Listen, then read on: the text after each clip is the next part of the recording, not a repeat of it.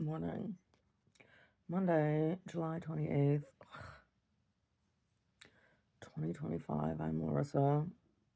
Oh, it's my video diary. Not greasy today. Didn't put the grease in my hairs last night. No. I want to see how it goes with 2 washes, right? Or 2 times under the water. I don't know if I'm going to wash it, but it's going to get wet, right? Oh my God. Let's see what happens. See what happens to it. Yeah. Anyway. Not greasy today, but still a big fat bitch. That's for sure. So the dinosaurs spent the night in a new place today, or last night. They're not here. Oh, I have plans for them. And it's going to be sooner rather than later because I can't wait. Anyway, so yesterday. Yesterday we finished getting up the walls, the exterior walls on the enclosure for the installation piece. And today I'll be able to move forward on working on that. So that's good. Yeah. Maybe I'll get that interior painted today. I'll at least get 2 of the walls painted today. It's going to be a pain in the butt because, like, the inside. So I'm not painting the inside so that the walls are painted. Like, that's not going to be the finish. They just need to be dark so that when the curtains go over, you know, like, there's not lightness behind it, right? It's like putting on a foundation, right? Yeah, so I got to paint that. But it's like got all the 2x4s and everything. So it's going to be a pain in the ass. It is. It's going to be a pain in the ass. Yeah, so it's that. I'll work on that today. So I'm going to do, and I got a couple other things I'm going to do. There's 3 other things on the list that need to get done. I can probably get those done lickety-split if I do them. Anyway, yeah. So we did that, and then we went out to dinner last night. Oh, we went to a place that we haven't been in a while. There's this Cambodian place. There's all this talk about Cambodia and Thailand having a fight, and we eat Thai food all the time. And I'll tell you, there's not that much difference between Cambodian food and Thai food. I mean, there's some difference, but there's not that much difference. Cambodian food and Thai food. Cambodian food is kind of like a mixture of, it's like Thai food and Vietnamese food with a pineapple. Like, there's pineapple and lots of stuff. Lots of cabbage and pineapple. Anyway, we went there. That's where I went. And it was so weird. The girls that work there, they're all high school girls that work there. And they're all a little dippy. They're all a little dippy. They always have been. I'm like, okay, whatever. I ordered like a shit ton of food and didn't eat it all. Brought home like half of it. So anyway. Now, I like going there, though, because I can get a bowl of it's just steamed vegetables. And they're steamed perfectly. And I don't know how they do it. Because it's carrots and green beans and broccoli and cabbage. How do you steam all of those together perfectly? I don't even know. I don't even know how they do it, but they do. And I like to have just the plain vegetables. It's good. Just plain vegetables. Yeah, and they have the best deep fried tofu. I love deep fried tofu. I do. Oh, fat girl loves fried food. Yeah, but you can have the deep fried tofu and the steamed vegetables, and it's like they cancel each other out. You know? Oh my God. That's what I wanted. That's all I wanted. All I wanted was vegetables and fried tofu. That's all I wanted. That's all I want now. I could eat that for like weeks. Anyway. Oh, think about that fried tofu. It makes me want to go downstairs and eat some fried tofu because I have some left over. Oh my God, I might have it for breakfast, the fat girl. I don't know. So I did that. So we did that. We had dinner. I came home, watched an episode, a rerun, an old episode of Law and Order. Law and Order, Order-in-Law, Law and Order, Order-in-Law. Oh my God, Chris Noth. Chris Noth was so hot. Yeah. Yeah. And then I went to bed early because I was tired. I was upset. I was upset yesterday. I was really upset yesterday. So I found out yesterday my great aunt Irene died like a little over a week ago. And my family and I, we don't speak to each other, whatever. But it's like they don't even let me know. But I've been having I'm having these dreams, and I was having these like memories of my family and like strong ones of my great grandma and stuff like that. And when these things happen, coupled with the dreams, right? Like I kept having a dream. I had two dreams where I was in the house on Cottonwood. And so when that happens, every time that happens, it's like around when somebody dies. And the last time it happened, it was my Uncle Philip, who was Irene's husband. Philip was my father's father's younger brother, right? And I was very, very close to his wife, to my Aunt Irene. She and I wrote letters. So I had three great aunts that I wrote to regularly. My Aunt Irene, my Aunt Eleanor, who was my pappy's only sister, and Sister Mary Beth, who was my papper's younger sister, who was a nun. Her name was Cecilia. She went by Sister Mary. She was Sister Mary Beth. Yeah. And I used to keep all of these letters that we used to write to each other, because it wasn't just like, oh, a couple letters. Like, we wrote to each other regularly. I had them all tied up together and bundled, and they were stolen. All of these letters were stolen out of the house in Santa Rosa after we got our windows replaced. After those Russians came and replaced our windows. There was a box that I had in my studio, in the room that I used for my studio and office. There was a plastic like file folder box that I had a whole bunch of stuff in. And the photos, or not the photos, the letters were and cards were all bundled together and tied, and I had them in a smaller little like wooden box, right? And I kept them because I'd go back and read them when I wanted to be, when I felt like I wanted to be close to one of my aunts. And they were stolen. Those letters were stolen. Anyway, my Aunt Irene died, and nobody fucking told me. But like I finally texted my father and told him, what happened with the memory, and he texts me back with, "Oh, try not to let it bother you. They're all dead and at peace now." And I'm just like, it doesn't bother me. You talk to me. He talks to me like I'm a fucking mentally unstable nut box. Sorry, I'm not your wife. I know that's what you're used to living with. I'm not your wife, and I'm not your mother. I'm not your, and I'm certainly not your nutcase sister. I'm like, dude, you don't even fucking know me. You text me back with, "Oh, try not to let it bother." It doesn't bother me, asshole. I'm like, whenever I have these memories, which because this isn't the first time, somebody has died, and he knew she had died, but he waited until I went on and on and on, and I said, usually somebody died, so who's dead? He's like, "Oh, your Aunt Irene died." I'm like, fuck you.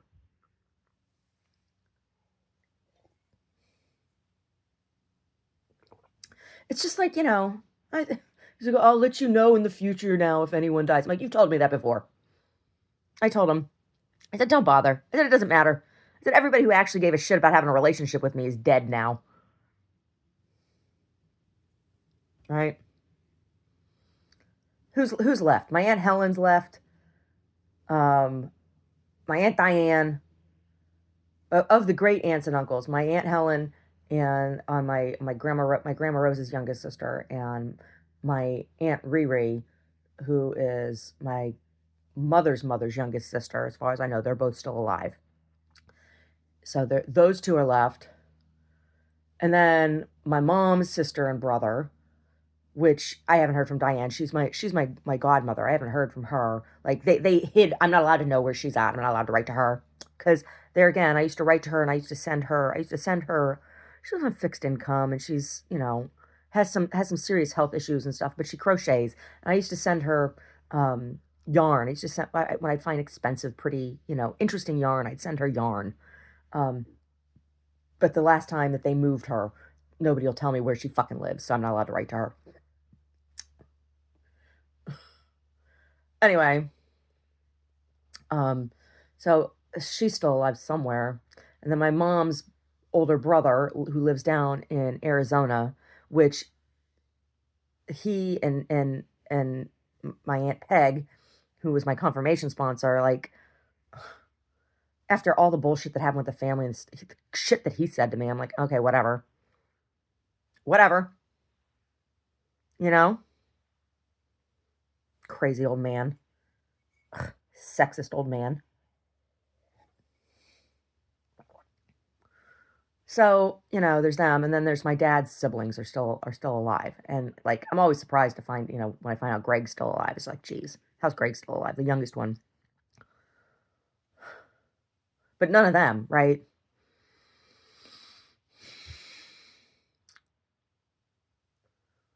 None of them give a shit. They've all treated me like shit. Anyway. So any of the ones that I was close with are now dead. My Uncle Joe Deskovich is dead.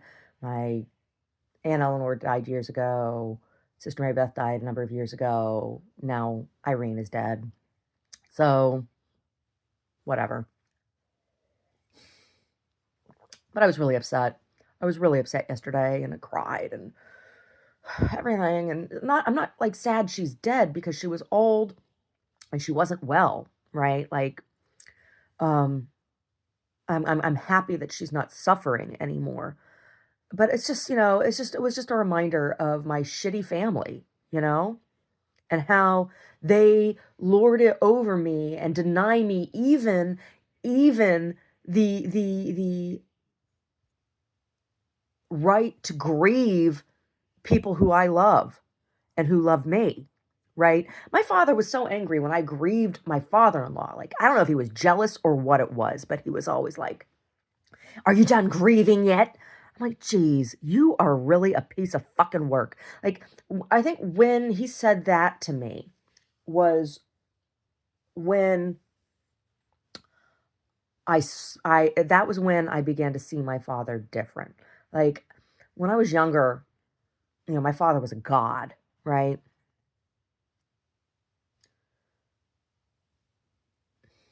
But when he said that to me, when he was so cold, when my husband's father died long before either of my parents, any of my parents' parents. He was dead long before any of my grandparents were dead, right?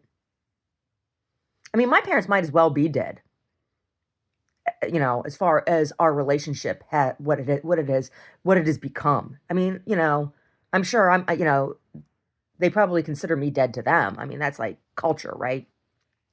Whatever.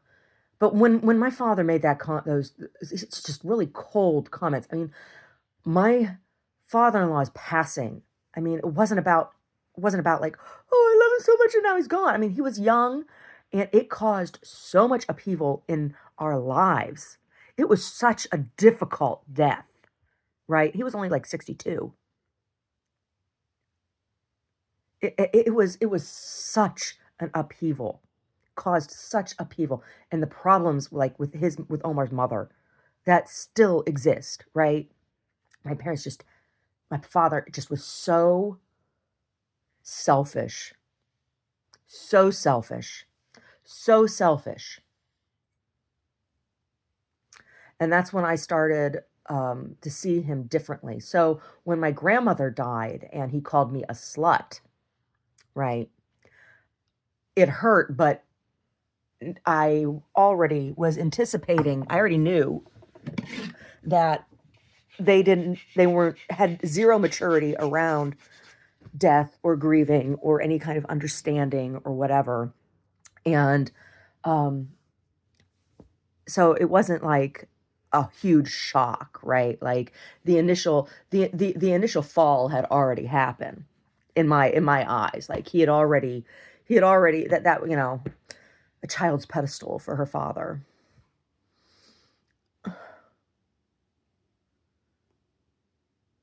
Just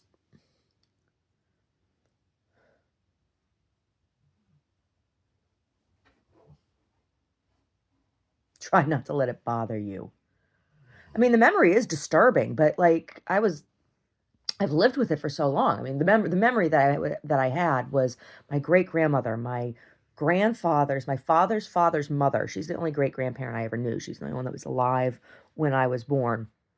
And I think, how old was I when she died? I was in high school, I think. Excuse me. I was in high school when she died. She was old.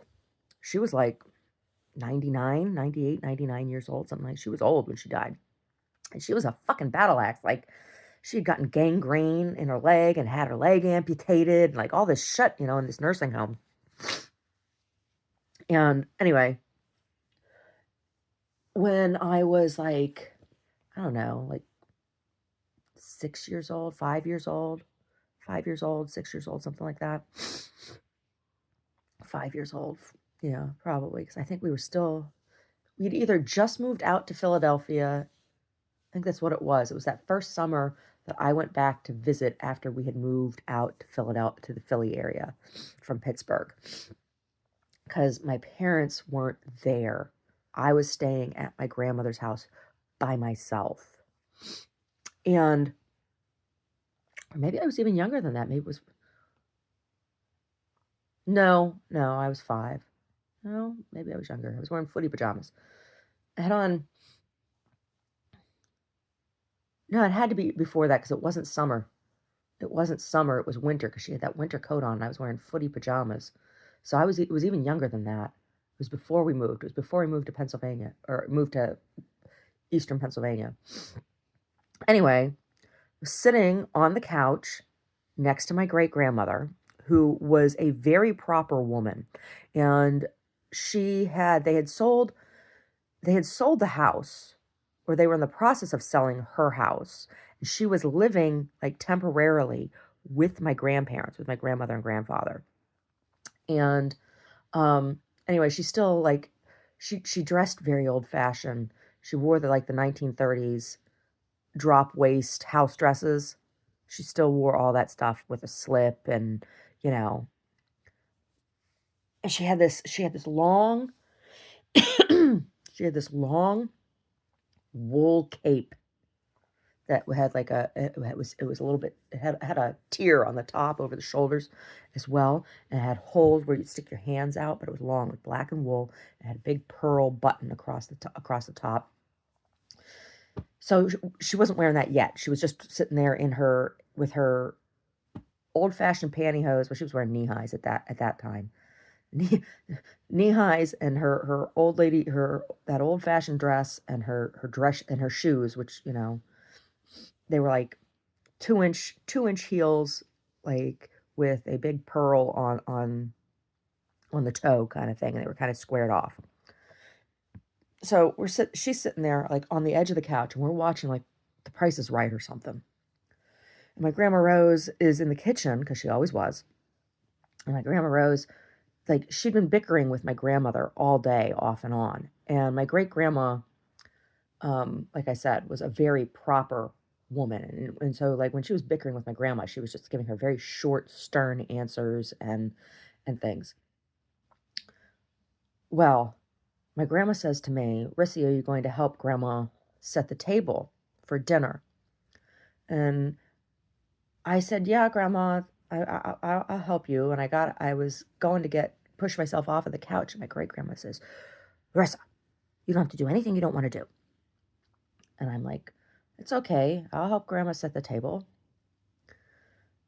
And then my grandmother said something else. They kept going back and forth. And my great grandmother said something to me about, "I'm going to escape." She got up and went back to the room that she was sleeping, that she was staying in. And when she came out, she had her big long cape on and her pillbox hat. She had this little pillbox hat that had matched her cape, had a little button on the front, a little pearl button thing on the front, and her pillbox purse, and her gloves. And my grandma was like, "Where are you going, Mom? Where are you going?" And she's like, "I'm going back to Snowshoe. I don't need to be here." Snowshoe was where she was born. It's a little town. fighting with my grandma. She went out the front door and got to the end of the walkway. So there was a bus stop. It was up the street. And she got to the end where the hedges were. My grandma came out after her, and she beat my grandma back with the pillbox purse. And my grandma came back in the house, and I'm standing at the door watching this. And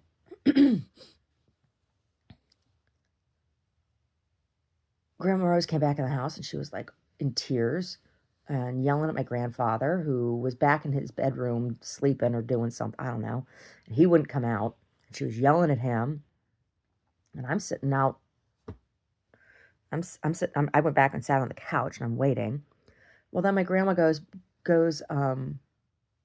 back out to the door and looking, and I went and looked. And I said to my grandma, I said, Grandma, I'll go get her. And my grandma Rose was just like, she used to put her hand over her mouth when she didn't know what to do. And she did that. And I went outside in my footy pajamas, walked down the street, and grabbed my great grandma's hand. She was like halfway to the bus stop. She walked really slow. She was old. And I said, Grandma, dinner's gonna be ready soon. I said, why don't you come back and have dinner, and then you can get on the bus after dinner. And she looked at me. She said, oh, okay. And she came back to the house with me. Well, my Grandma Rose was waiting at the end of the walkway, and my great-grandma was enraged by my grandmother. She pulls the pillbox purse out from under her cape, starts beating my grandmother again with this pillbox purse, beats her all the way back to the front door, in through the living room, and down the hallway to the bedroom. And she's calling her filthy names. This is the first time I had heard the C word. I didn't know what cunt meant. I didn't know what it was. She was calling my grandmother a cunt. And telling my grandfather that he married a witch and all this shit. And, oh my God. And, anyway, it was found. My grandfather, got the purse off of her and got her to stop beating my grandma with this purse. And my grandma, ran into the kitchen. And the purse, in her purse, among other, old lady things, she had a stack of war bonds. And they used those war bonds to put her into nursing home, to pay for her nursing care. And she ended up in a nursing home after that, because my grandma was like, she can't live here. But she almost pushed my grandmother down the steps. There were steps that went down into the basement, and that door was open. She almost pushed my grandmother down those steps. Yeah.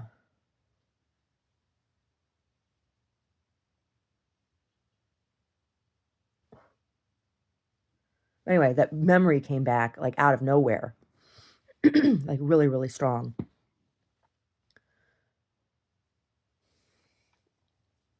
It was wild to watch. It was. Yeah. Anyway. Oh, Slovaks. Slovaks don't like Ukrainians. My grandfather's family, they were Slovak, and my grandma Rose's family, they were Ukrainian. They don't like each other. They still don't like each other. So, it's not unexpected. Like when I hear about Slovakia not wanting to back Ukraine, it's because they don't like each other, right? Slovaks think they're better than the Ukrainians, and the Ukrainians think they're better than the Slovaks. At least that's the way it was in my family growing up. Yeah. Anyway. At least the Morrows and the Leeds kind of got along.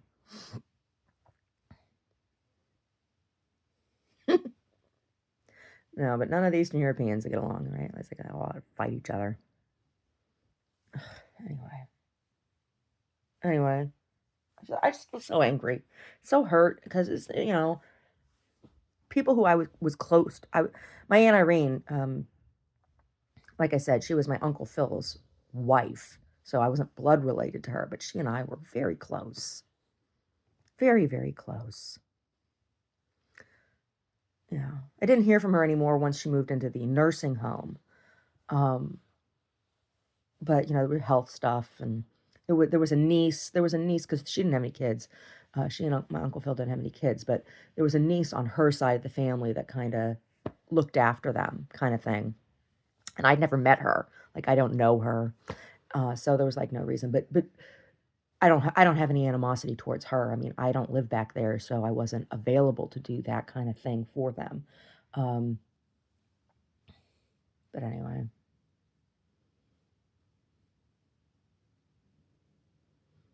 Anyway, just it was just yesterday was I was tired after getting that news, and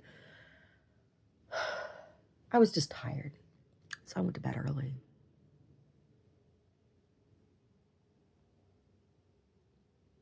See, nothing with my family is ever pleasant.